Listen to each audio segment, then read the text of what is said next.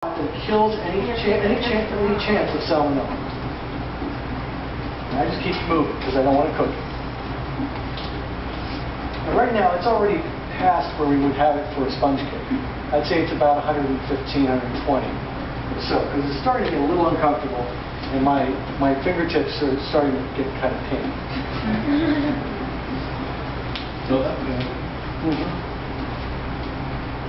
The idea is no matter how tired your arm gets, you can't stop moving. You got to keep going. And I can feel it all the way across my chest, all the way down my shoulder blade, through the middle of my back, and up to the top of my arm. It really gets kind of fatigued. But you just do it. And we keep going. We keep going. We really want to heat this up to that point where it's going to kill the bacteria. So the last thing we want to do is get our friends sick because we didn't heat up the eggs enough. Now keep it moving. Oh, it's getting hot. Yeah, so you just got to imagine, you get in the shower every morning, you turn on the hot water, and when you feel that water come out, and it's like rocket hot. That's 140. I think we're there. That is hot. And the metal is still really rocket hot too, so I'm going to go ahead and I'm going to put it on the plastic there. We're going to take it right over the mixer and whip it. Full volume. We're just going to go ahead and get this looking best it can possibly look. That's the wrong one. Again. Let's get the other one. We'll just need the one for the Hobart. That one goes to the Univex down there.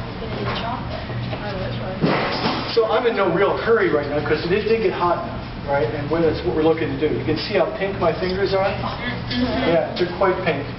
And that's just the result of the heat. Just like if I stuck my hand in the hot water.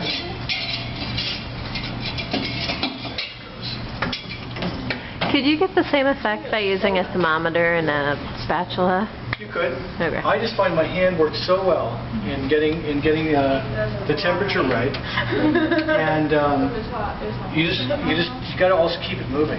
You really got to keep those eggs moving, or they won't cook. So I'm worried with the spatula that you might not be able to get them moving fast enough to keep them from cooking. The other way is to buy pasteurized eggs. And they make those these days. You can buy pasteurized egg whites in the frozen section, or a lot of times they'll sell you egg whites in the supermarket now because people like making egg white omelets. What about powdered egg whites? Powdered? I've never tried making it powdered. You could try it.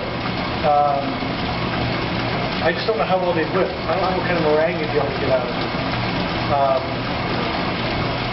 I know I bought frozen egg whites, and they really whip up nice. When you buy egg whites out of the supermarket, they're usually they've usually been not only pasteurized, they've been frozen and they've been filtered. So you know those little bits of membrane that you find inside of eggs? They're gone. Commercial egg whites. I know. And it whips up beautifully. So this is just a pound of egg whites.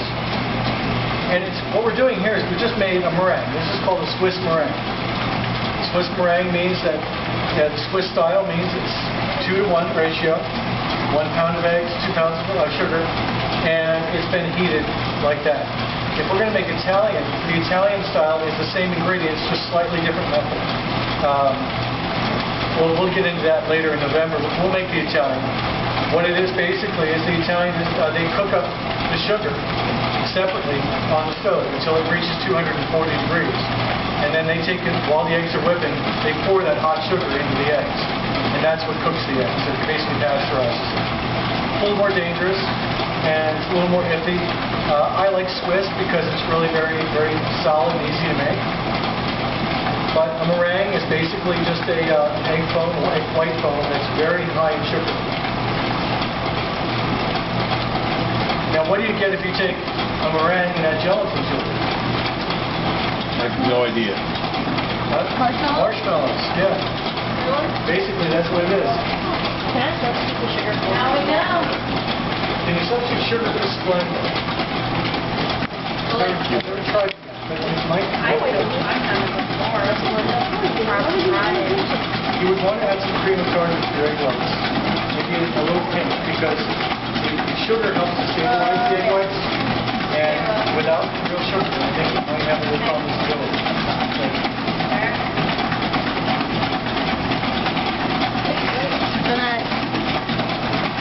Now, you can hear the sound change. We're really getting good volume here. What are we waiting for? Well, meringue will just keep mixing. You really can't overmix meringue. So what I'm waiting for now is the temperature to come down to a point where I can start adding butter. Right now, it's still pretty warm. Does anybody remember the melting temperature of butter? They said the other day. 22. Not 22. 115. 120? I thought I heard it. What was that? 89? Close, 88. Yeah. Did somebody say 88? No. It's really very, very low temperature. So this has to be cool to the touch before you can start adding butter. So we got to cool it down. And the way we're going to do that is by whipping it up to its highest volume, and then we're just going to kind of slow things down a little bit and let it cool off. I don't want to put butter in there and have the butter melt. If the butter melts, the whole thing turns into a white soup. A very sweet white soup. We're getting really good volume. Say you can't overmix it. Not really. You could. It would take a long time to overmix it. I mean, of course you could, I guess. You couldn't overmix anything.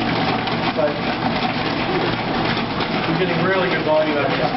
And as you know, egg whites, they're not going to have any color. They'll be beautifully white, and it's got a nice color to it.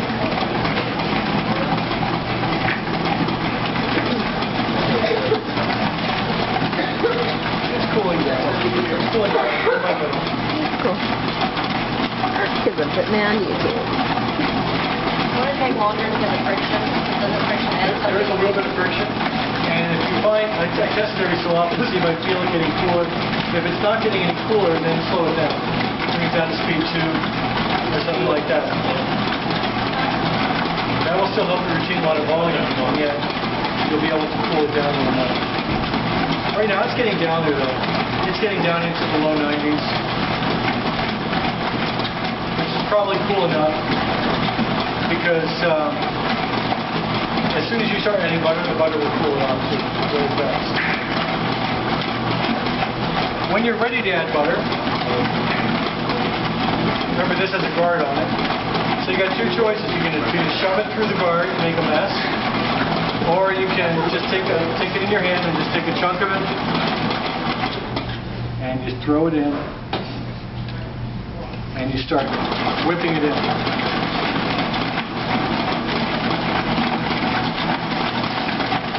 So that's just got mixed in, it's going now. A little more.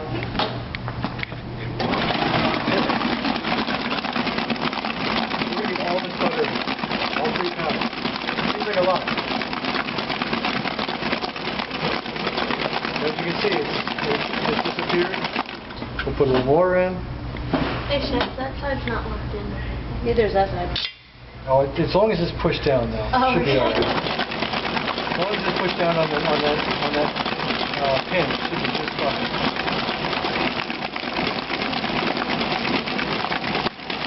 So I just add a little more every time I see the butter disappear. A little more butter goes in.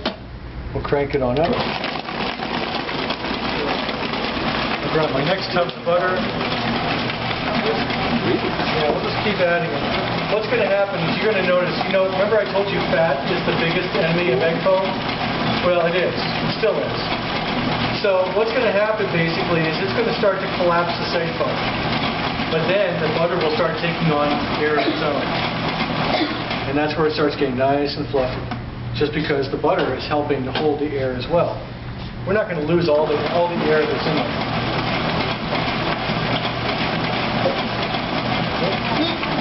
Not a very clean job, is it?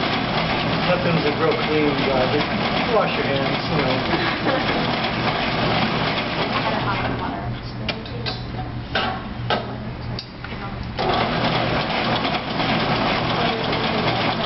Especially when you make a lot of this stuff.